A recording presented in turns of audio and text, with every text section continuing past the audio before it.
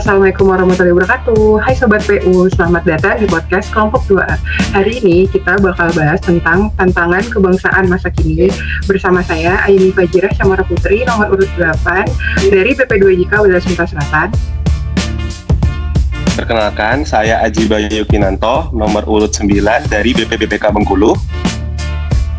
Perkenalkan, nama saya Alam Syah Ramadan, nomor absen 10 dari BPBPK Kepulauan Bangka Belitung. Perkenalkan, nama saya Adrian Arya Putra dan nomor urut 11 dari BWS Sumatera 7 Bengkulu. Saya Ridho Rismanda, nomor urut 12 dari Balai Wilayah Sungai Sumatera 6 Jambi. Perkenalkan, nama saya Ali Yahya, nomor absen 13 dari BPJN Jambi. Perkenalkan, nama saya Al-Rizky Muhammad, nomor urut absen 14 dari BP2JK Bengkulu. Oke, hari ini kita bakal bahas beberapa berita yang mungkin lagi hits akhir-akhir ini ya. Mungkin yang pertama yang mau saya bahas ini tentang perubahan iklim yang kita rasain sekarang. Sekarang kan ini harusnya musim kemarau ya guys, tapi masih ada hujan dan yang lain-lain. Nah, menurut kalian ini jadi tantangan juga nggak sih buat kita sebagai warga Indonesia? Tentu hal tersebut tentu menjadi sebuah tantangan terkhusus di daerah Bengkulu. Itu sendiri pancaroba itu juga terjadi sehingga menyebabkan beberapa gagal panen di beberapa kabupaten di Bengkulu, khususnya biasanya di Lebong dengan sama di Bengkulu Utara. Itu di sana karena terjadi banjir sampai membuat gagal panen padi. Selain itu karena di Bengkulu ini kan cuaca susah diprediksi seperti itu. Jadi ketika hujan lebat itu jalan akses satu-satunya menuju Palembang, Lubuk Linggau itu biasanya sering terjadi terputus sehingga menyebabkan logistik itu sering terhambat. Kalau di Bengkulu seperti itu isu yang sering terjadi. Mungkin teman-teman dari daerah lain ada yang mau ikutan beropini nggak? Di daerah kalian gimana? Untuk dari Bangka Belitung sendiri, di sini akibat dari iklim sekarang itu sering terjadi angin puting beliung ya. Sebelumnya jarang terjadi angin puting beliung yang mengakibatkan sampai atap rumah warga itu sampai rusak gitu. Dan juga akibat dari iklim di sini yang benar-benar terasa, yang kami biasanya misalkan tanaman itu yang seharusnya sudah berbuah seperti duren itu jadi gagal untuk berbuah karena akibat dia seharusnya di musim kemarau dia pembuatan buah sorbuk buahnya itu harus menjadi ada hujan malam yang lebat, nah itu jadi buahnya rontok gitu. Itu sangat berasa sih itu di Bangka Belitung. Saya tambahin kan sedikit. Boleh Mas. Sedikit. Ya mungkin kan ini tantangan iklim ini kan sebenarnya sudah terjadi beberapa tahun ke belakang ya. Mungkin banyak juga efeknya yang terjadi di sekitar kita. Mungkin salah satunya untuk di kemarau ini menyebabkan kekeringan dan krisis air bersih. Apalagi untuk yang orang-orang di daerah untuk akses airnya juga kemarau ini kan jadinya bisa mengering untuk air bersih tersebut. Terus juga bisa menurunkan produksi pertanian, itu pun juga bisa mengurangi produksi dari perikanan juga. Dan juga efeknya,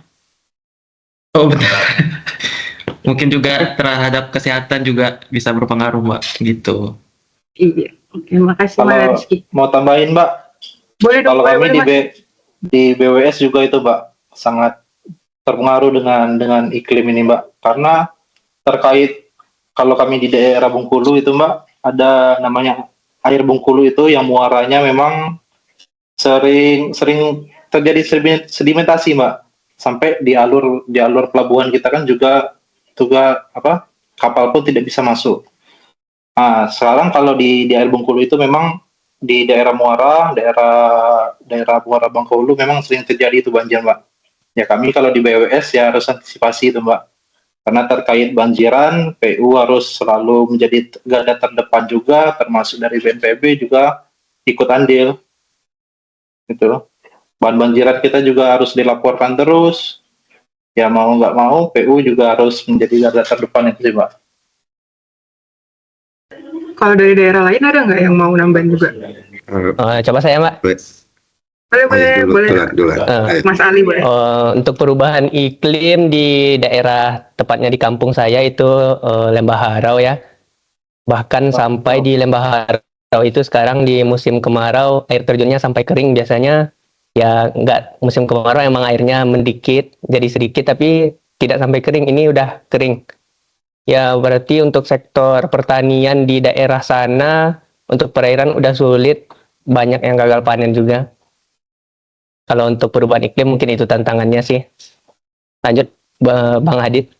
Oke, terima kasih. Kalau untuk di sini sih, khususnya untuk di Jambi, apalagi untuk apa ya, kerjanya BWS, ada sisi positif dan sisi negatifnya. Kalau sisi positifnya sih, kalau musim kemarau, kita tuh bisa kerja atau melakukan kerja fisik, khususnya di daerah-daerah tepi sungai ya, untuk membangun tanggul atau memulai proyek gitu. Itu sangat perlu bagi kami, apalagi di daerah kering kan, hari nggak hujan, apalagi kan tahu kan Batanghari itu sangat besar, jika ada hujan kan meluap, jadi kami nggak bisa ngerjain program fisik kami.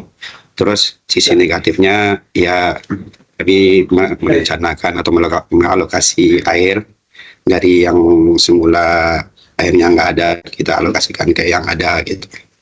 Itu sih kalau tantangan bagi kami Balai Wilayah Sungai Sumatera Enam. Berarti tantangannya emang beragam banget ya. Terus ini emang jadi apa ya, sama-sama upaya kita nih gimana sih caranya buat nanggulanginnya. Mungkin kalau kita mau bahas tantangan selanjutnya nih, kita mau bahas tentang pendidikan. Nah, ini pendidikan kan kalau bisa dibilang ini hal dasar banget ya untuk semua orang. Karena untuk kita memulai kehidupan itu pendidikan pasti penting banget nggak sih? Ya nggak? Setuju nggak guys? Setuju. Setuju banget. Setuju banget, Mbak. Setuju. Terus kalau kita lihat tren masa kini ya, sekarang kan sosial media tuh udah ini banget ya, kayak semua orang bisa akses ke sosial media. Yang paling sering kita lihat kan pasti sekarang tuh ya, kalau anak-anak kecil udah lebih condong untuk ngikutin tren-tren TikTok, iya nggak? Betul. Nah, sementara Betul. Indonesia ini kan kaya budaya ya guys. Terus berarti kan harusnya dari sosial media yang udah gampang diakses itu, kebudayaan kita tuh bisa lebih dinaikin lagi kan. Nah mungkin itu lebih dari mulai dari pendidikan anak-anak gitu. Nah menurut kalian gimana sih pandangan kalian tentang pendidikan yang sekarang udah lumayan terpengaruh banget nih dari apa sih namanya, dari dunia-dunia luar. Jadi kita gimana nih nanggepinnya? Boleh mungkin dari Mas Aji dulu, gimana Mas Aji? Ya, terima kasih ya Mbak. Kalau dari pendapat saya itu sendiri, untuk khususnya pendidikan dasar itu, kalau pendapat saya, kita tidak bisa menyalahkan anak atau peserta didiknya. Karena pada dasarnya itu anak di bawah usia 12 tahun atau sebelum beranjak di remaja, itu kita itu dia tuh dibentuk karakternya, tidak bisa membentuk karakter dia sendiri. Jadi kalau menurut saya pendidikan di Indonesia ini masih apa ya, istilahnya guru mengajarkan muridnya itu masih belum optimal, karena masih banyak anak yang akhirnya terbawa arus untuk mengikuti tren-tren yang cenderung negatif seperti itu. Lalu guru juga kurang menanamkan nilai-nilai kehidupan, sehingga anak itu sekarang banyak yang membangkang, sehingga terkesan, apalagi Gen Alpha itu terkesan apa ya, istilahnya kurang bermoral seperti itu. Jadi kita tidak bisa menyalahkan anak secara seutuhnya, tetapi kita juga perlu sebagai apa ya, mungkin Gen Z sama Gen milenial untuk mengintrospeksi cara mengajar anak-anak yang khususnya di bangku sekolah dasar ini. Beda halnya kalau ketika remaja, mereka sudah bisa diarahkan, mereka sudah bisa tahu mana benar mana tidak, dan lebih mencari karena sudah prosesnya adalah mencari jati diri. Jadi kalau seutuhnya itu disalahkan itu ke anak, itu kayaknya kurang etis juga, karena kan masih dalam proses pembentukan karakter. Jadi karakter mereka tuh dibentuk oleh kita-kita ini yang gen milenial, gen Z, seperti itu kalau dari pendapat saya. Oke, mungkin dari yang lainnya ada yang mau nanggepin nggak? Siapa tahu nih ada yang memiliki anak yang bisa jadi ini concern kalian banget nih. Gimana ya cara pendidikan anak di zaman sekarang yang udah banyak banget influence-nya yang harus disaring banget. Mungkin bisa dari Mas Adrian kali ya. Kalau menurut saya, Mbak, untuk pendidikan saat ini mestinya sudah lebih maju ya, Mbak. Sama kayak kita sekarang kan, kita lastar udah bukan metode klasikal lagi, sudah lewat Zoom, lewat ini, dan itu mestinya jadi dampak positif. Tapi terkadang yang dipermasalahkan orang itu kadang dampak positif itu tidak dilakukan dengan benar, menggunakan gadget terlalu berlebihan, dan dampak sosial media pun juga terlalu berlebihan. Sedangkan mereka sekarang bukan menggunakan itu untuk belajar, untuk mandirian belajar. Mereka juga nggak bisa kayak Pak Haji bilang tadi.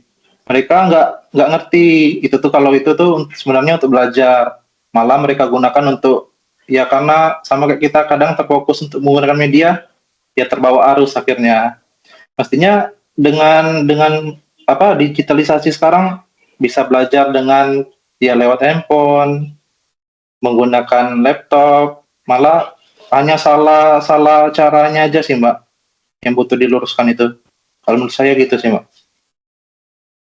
Mungkin maksudnya untuk lebih diarahin aja kali ya, sebenarnya sosial media Ya, itu lebih untuk diarahkan apa. kembali, karena mereka belum ngerti kayaknya itu. Terus kalau mungkin bisa dibahas lagi nih, kalau kita compare pendidikan kita sama zaman-zaman dulu kita nih ya pas sekolah, zaman sekarang kan kayak udah beda banget ya. Sekarang tuh ilmu gampang banget lah diakses sebenarnya. Itu tuh balik lagi ke keinginan masing-masing. Nah, menurut mas-mas kalian nih, mungkin ada yang mau berpendapat nggak sih? Gimana sih kalian compare pendidikan kalian saat ini sama yang dulu pas kalian jalanin? Mungkin Mas Alam mau bersuara, Mas Alam?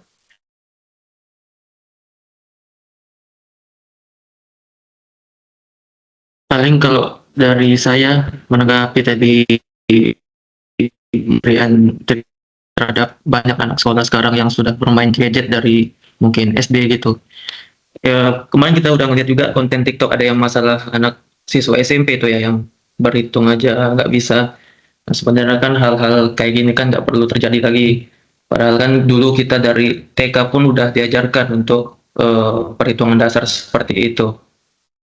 Nah, mungkin juga kita nggak tahu nih keabsahan dari video ini hanya untuk konten atau untuk yang betul-betul realnya kayak gitu. Ya, harapannya ke depan ya kita bisa bangun supaya nggak terjadi seperti ini lagi. Gitu sih. Boleh menambah Silakan, sedikit, silakan. Pak? Boleh, Ya. Mas. Jadi untuk masalah pendidikan ya, sebenarnya sih dari segi guru sendiri ya, sekarang guru juga agak kurang untuk terfokus mengajar. Karena apa? Karena guru sekarang juga sudah diberatkan untuk pengisian aplikasi yang tak terorganisasi ya. Bukan tak terorganisasi sih, ibaratkan tidak terintegrasi. Jadi dia harus ada beberapa aplikasi yang harus diisi. Ya, sedangkan dia juga harus dituntut untuk mengajar dan mengasih pemahaman juga ke murid. Itu juga sih salah satu yang jadi beban bagi guru ya. Karena penilaian guru yang dinilai ya dengan pengisian aplikasi. Jadi waktu interaksi guru lebih kayak model gini. Mereka harus mengajar, sedangkan harus ada aplikasi yang diisi. Nah, jadi dengan mengisi aplikasi tersebut, ada waktu yang tersita dalam mengajar atau menyampaikan ilmu kepada murid-murid tersebut. Itu juga sih kalau dariku untuk menambahkan sedikit. Izin Mbak, ingin menambahkan juga. Boleh, Mas Ali, silahkan, Mas. Kan tadi Mbaknya bertanya bagaimana perbandingannya dengan waktu zaman saya sekolah itu dengan sekarang. Untuk zaman dahulu itu, untuk terkhususnya di sekolah dasar ya Mbak, kita itu waktu sekolah itu dulu untuk megang handphone aja kayaknya udah ya nggak mungkin lah ada handphone itu. Tapi di zaman sekarang kayak di sekolah dasar sudah dituntut untuk penggunaan teknologi yang lebih maju lagi. Jadi udah kayak dituntut anak-anak SD itu untuk punya gadget masing-masing. Nah, harusnya untuk penggunaan gadget ini dimulai dari tahap SMP sih. Soalnya kalau SD udah megang gadget itu mereka jadi beralasan untuk dibelikan gadget lalu mendownload hal-hal game seperti TikTok apa. Jadi setelah pulang sekolah apa-apa ya langsung pikirnya langsung main games dan tidak ada lagi ingin belajar di gadget. Itu untuk anak SD sepertinya sulit ya. Harus diawasi ketat. Tambah sekarang orang tua mereka pasti banyak yang bekerja dua-duanya misalnya. Terus terkadang pengawasan orang tua juga tidak ketat seperti mereka malas ngurus anak-anak mereka, ya udah dikasih gadget aja, ini main gadget. Jadi kalau seperti itu ya pengaruh sosial media ini menjadi buruk untuk tahap sekolah dasar menurut saya, Pak. Begitu, Pak. Ya mungkin ini kalau bisa aku tambahin juga ya, menurutku mungkin kurikulum sekarang ini udah beda banget ya sama kurikulum kita zaman dulu. Kayak maksudnya tuntutannya Betul. udah beda. Itu sih Mbak. Iya kan ya, aku ngeliat tuh kayak Betul. sekarang anak SD itu pelajarannya udah benar-benar advance banget gitu ya, udah kayak bukan anak zaman SD kita zaman dulu gitu kan. Mungkin ada yang mau nambahin lagi nggak? Kira-kira faktor-faktor apa lagi nih yang bikin pendidikan sekarang jadi termasuk tantangan buat kita? Mungkin ada tambahan sih. Mungkin dari tempat saya lahir ya, dari menimba ilmu dari kecil sampai besar di Sumatera Barat. Dari kecil tuh kami itu emang untuk anak laki-laki ya, untuk diajarkan ibaratnya besar di surau. Besar di surau tuh artinya besar di tempat, di masjid lah. Kami itu emang diajarkan di masjid itu akhlak-akhlak tentang perilaku sopan santun dari kecil. Ibaratnya tuh balik sekolah disuruh mama atau papa ngaji lah ke surau gitu, belajarlah di surau sama guru-gurunya. Jadi melihat anak zaman sekarang yang ibaratnya malas-malasan ya untuk pergi ke surau, untuk pergi belajar tentang ya apa itulah tentang Islam gitu kan, memang jarang menemui sekarang. Justru anak sekarang habis balik sekolah dia lebih suka main Mobile Legends, main Roblox, main PUBG gitu kan.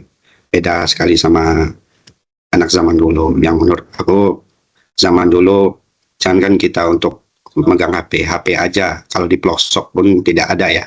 Gitu aja sih. Oke, mungkin dari Mas Rizky ada nggak nih pandangannya tentang gimana sih pendidikan sekarang kok jadi tantangan ya? Padahal pendidikan tuh apa ya, nilai dasar banget nggak sih kalau buat negara tuh? Ya itu tadi banyak case-case hal kecil yang bisa menyebabkan anak-anak sekarang seperti itu kualitasnya, mulai dari memakai gadget yang mungkin pulang sekolah main gadget itu bukannya belajar. Jadi kedepannya lebih bagus untuk dihindari hal-hal kayak gini. Oke, makasih Mas. Nah, ini relate juga nih, kan ini kita udah tadi ngomongin pendidikan kan. Nah, pendidikan itu dimana kita semua ini lah udah masuk dunia kerja, udah dunia dewasa. Nah, kita kan juga punya tantangan nih, dimana kita ini nerima informasi itu gampang banget. Nggak tahu itu benar atau salah, nggak tahu itu buatan orang atau emang gimana kan. Nah, jadi ini salah satu tantangan yang paling utama banget nggak sih zaman sekarang tuh, hoax ya nggak, informasi salah yang kita sendiri tuh sebenarnya untuk konfirmasinya tuh susah kamu kemana kan, karena kadang yang beneran jadi nggak beneran, yang nggak beneran jadi beneran gitu kan, ya nggak. Nah coba ada nggak sih yang mau berbagi, mungkin ada cerita kemakan obrolan hoax atau gimana, ada nggak yang mau coba ngobrol bareng? Untuk yang masalah hoax ya Mbak ya, ini misalkan dari segi sekitar sih belum, cuman untuk melihat berita ya, saya juga sekarang dulu bukan sekarang, dulu juga terkadang tuh tergiring opini. Karena apa? Minimnya literasi untuk mencari kebenaran. Nah, maka dari itu kadangnya foto yang ditampilkan itu fotonya bukan yang harusnya saat ini, bisa juga foto yang lain. Jadi di situ juga dengan berapa detail yang narasi yang membuat yakin. Jadi kadangnya dulu kayak temakan hoax juga. Tapi untuk sekarang saya lebih memilah untuk mencari literasi atau berita atau mencari sumber juga. Nah, tapi itu untuk saya yang sadar. Nah, itu yang teman-teman yang kita yang di luar yang kita yang belum memahami untuk berita hoax itu jadi sering untuk propaganda. Jadi sering terpecah juga ya. Dan juga aku juga sering berdebat sama kawan-kawan sekitar, media atau apa yang disampaikan. Nah, itu juga ada yang menambahkan yuk. Ya, padahal itu belum tentu benar ya Mas Alam ya. Maksudnya kita juga masih bola liar, nggak jelas itu benar apa enggak ya kan. Iya benar. Iya. Cuman untuk kita untuk mengasih yang benar ini loh sebenarnya mereka karena udah dapat opini yang tidak benar itu agak susah Mbak. Kita harus mana datanya atau apa ngomong mereka gitu. Malah jatuhnya dikira kita ngomonginnya serius banget ya. Padahal mungkin ini obrolan sehari-hari aja. Mungkin Mas Haji ada yang mau ditambahin Mas Haji? Betul, betul. Saya sepakat dengan yang dikatakan. Karena banyak sekali terjadi hoax itu, khususnya kan paling sering itu ada di dunia politik ya. Itu sering digoreng-goreng seperti itu. Padahal itu apa ya istilahnya kan? Mungkin kadang yang sering terjadi itu adalah ketika bilangnya, misalkan mengeluarkan statement tertentu, tapi malah dipelintir ke arah yang lain. Selain itu, baru-baru ini terjadi juga kemarin kan ada terjadi nih yang tsunami yang ada di Rusia ya, yang selain gempa yang menyebabkan tsunami. Tapi banyak yang di capture itu malah kejadian pada saat tsunami yang ada di Jepang pada beberapa tahun yang kebelakang itu. Jadi kita memang kita harus benar-benar memfilter berita itu memang harus kita filter dan kita pastikan kebenarannya. Tapi memang kita sebagai pemuda sekaligus mungkin ASN muda juga kita memang harus memberikan meskipun kita kalau kita sendiri kan pasti kita memiliki literasi yang baik ya. Tapi kita memang harus mengedukasi orang sekitar kita juga yang mungkin memiliki literasi yang kurang dengan memang kalau menyebarkan berita memang harus disertai dengan data atau sumber yang jelas. Karena kan sekarang udah banyak juga nih sumber-sumber yang mungkin udah oke banget kayak seperti Tempo dan lain-lain.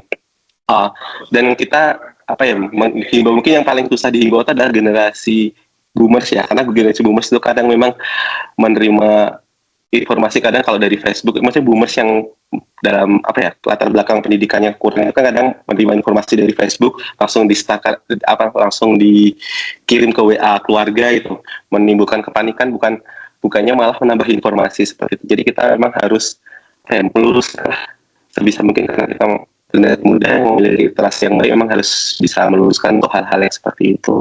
Kalau dari saya seperti itu sih. Izin menambahkan. Oke Mas Ali, lanjut.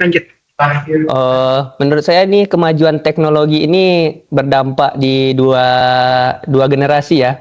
Karena kita yang pertama lah untuk merasakan teknologi ini untuk itu tadi yang sosial media ke anak-anak sekolah dasar mereka nggak siap menggunakannya jadi salah menggunakan. Sedangkan untuk hoax ini lebih ke arah generasi di atas kita yang baru memakai teknologi. Jadi apa-apa aja berita yang di-share dapat dari mana itu para orang tua dan lain-lain itu langsung percaya gitu loh. Terus menggiring opini, propaganda. Jadi mereka itu emang langsung ini real gitu. Tidak perlu, dan di zaman mereka pun sepertinya teknologi penyampaian informasi itu kan lebih lambat ya. Jadi mungkin emang lebih informasinya itu lebih valid. Kalau kita kan informasi berseliweran di sosial media. Jadi kadang mereka ngambilnya mereka merasa itu emang real. Jadi kadang aja ada berita-berita nggak jelas. Oh kamu jangan kayak gini nanti begini. Jadi salah juga. Emang kita sebagai ini generasi Gen Z lah ya, yang pertama kali mendapat teknologi dan emang harus mendidik yang di bawah dan lebih mengajarkan yang di atas kita generasinya. Mungkin lanjut lagi. Betul. Oke, mungkin Mas Hadid ada mau ditambahin nggak Mas? Tambahan ya. Kalau tambahan, kalau saya lebih apa sih, masih apa kayak lebih berhati-hati kalau di dunia kerja itu kan kebanyakan hoaxnya dari segi kepentingan politik ya, benar kan? Jika seseorang ingin menjatuhkan kita, maka mereka akan membuat fitnah atau hoax yang ya intinya untuk memperkeruh suasana atau biar kita jatuh, biar kita down. Nah, itu lebih hati-hati lagi sih untuk kita sebagai para PNS. Makanya kita PNS mempunyai apa kan semboyan berakhlak kan. Jadi ketika kita menerima laporan hoax ataupun berita tidak baik itu, cobalah kita memfilter. Jadi ada semboyannya, kita harus saring before sharing kan. Jadi untuk teman-teman yang CPNS harus memfilter apa-apa berita dari luar atau berita dari kita untuk kita atau untuk semuanya lah. Itu aja sih. Ya, makasih untuk mas-mas semuanya. Mungkin kalau mau dipanjangin panjang banget ya, tantangan kebangsaan masa kini itu kan banyak banget ya. Ini kita coba bahas 3 doang aja udah lama banget nggak sih. Nah, mungkin aku langsung izin untuk nutup aja kali ya. Jadi mungkin tantangan kebangsaan masa kini itu di era globalisasi dan digitalisasi ini lebih ke arah yang bukan fisik ya, yaitu bukan kayak penjajahan dan lain-lain, tapi lebih kompleks dan multidimensi. Di mana bangsa ini sekarang menghadapi ujian serius dalam menjaga persatuan, kemandirian dan karakter nasional di tengah arus perubahan dunia yang cepat. Jadi mungkin sedikit closing statement dari saya, kita sebagai calon pegawai negeri sipil, mungkin yang paling harus kita junjung tinggi yaitu ya tadi yang Mas Hadid bilang berakhlak itu, untuk kita bisa jadi pegawai negeri sipil yang berintegritas. Mungkin itu aja kali ya closingannya sekarang. Terima kasih untuk semuanya yang udah nonton dan join di podcast kita. Sampai jumpa lagi di podcast selanjutnya. Dadah. Terima kasih. Thank you. Terima kasih, Bye-bye. Mbak. Thank you.